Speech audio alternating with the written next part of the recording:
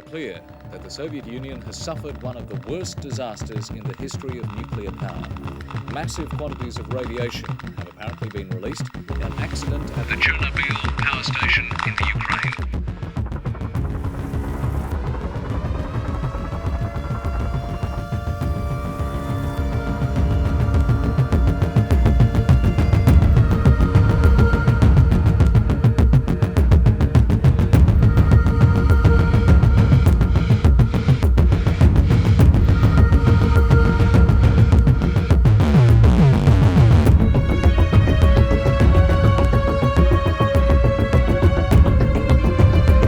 ساعت 1:23 بامداد بود. در خانه‌ام نشسته بودم و نوشیدنی مورد علاقه‌ام رو می نوشیدم.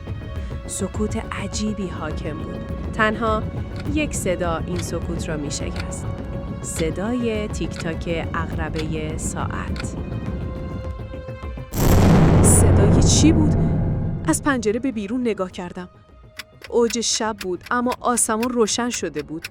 این روشنایی به خاطر انفجار نبود. انگار آسمون خودش رو روشن کرده بود. اما هوا طعم عجیبی داشت. طعم آهن، استیل، طعم شبیه به فلز. بوی عجیبی در فضا پیچیده بود که شبیه هیچ چیز دیگه‌ای نبود. با احساس سوزش خفیفی در گلو سری دویدم تا به همسرم زنگ بزنم و ببینم چه اتفاقی افتاده.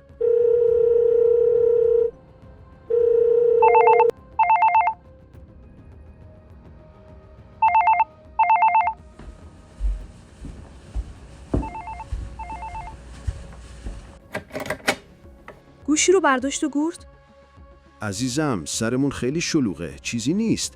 میگن مخزن آب راکتور منفجر شده. زود برمیگردم. مواظب خودت و بچه‌مون باش.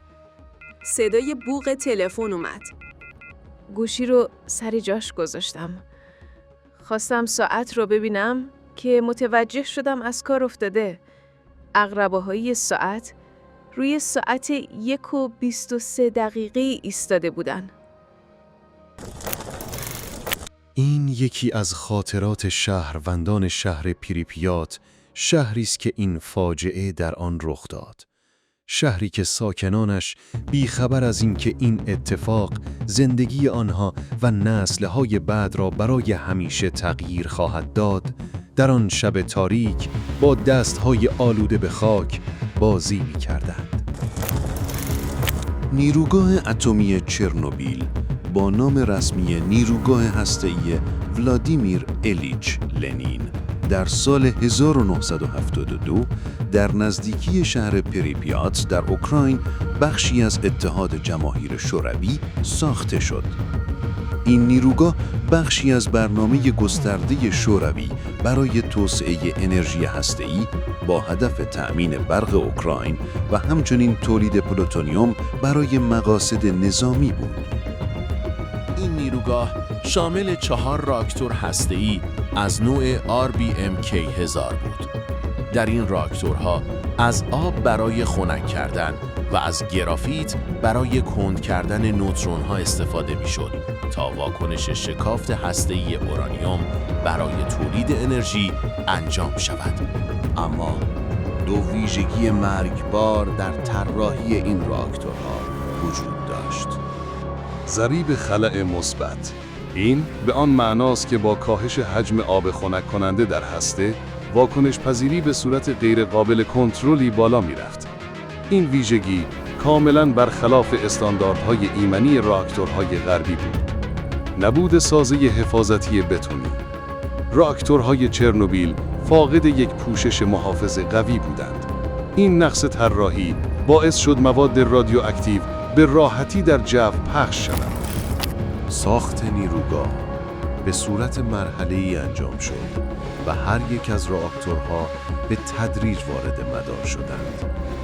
واحد 1 در سال 1977، واحد 2 در سال 1978، واحد 3 در سال 1981 و واحد 4 در سال 1983.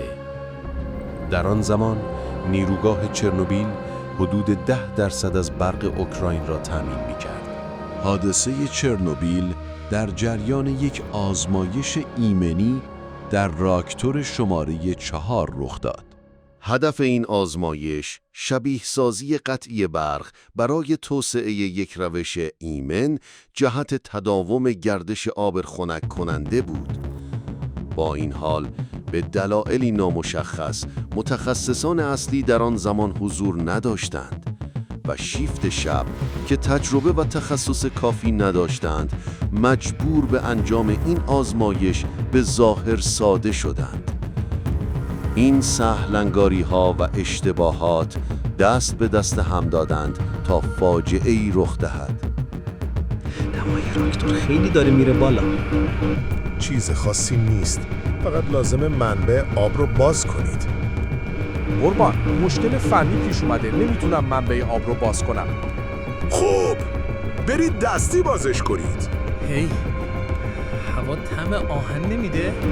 منتظر چی هستید؟ قربان هسته نیست. غیر ممکنه. در 9 مه 1986 آتش مهار شد. جنگل کاج مجاور نیروگاه که به دلیل دوز بالای تشعشعات به رنگ قرمز درآمده بود، به جنگل قرمز معروف شد. ساخت سازه بتونی عظیم معروف به تابوت سنگ آهکی دور راکتور شماره 4 آغاز شد. این سازه تا دسامبر 1986 تکمیل شد. در طی ساخت این سازه صدها نفر جان خود را فدای اشتباهات و غرور اتحاد جماهیر شوروی کردند. امروز منطقه ممنوعه چرنوبیل که برای هزاران سال غیر قابل سکونت خواهد بود یادآور این فاجعه است. فاجعه‌ای که سرطان و مرگ و میر را به بشر هدیه داد.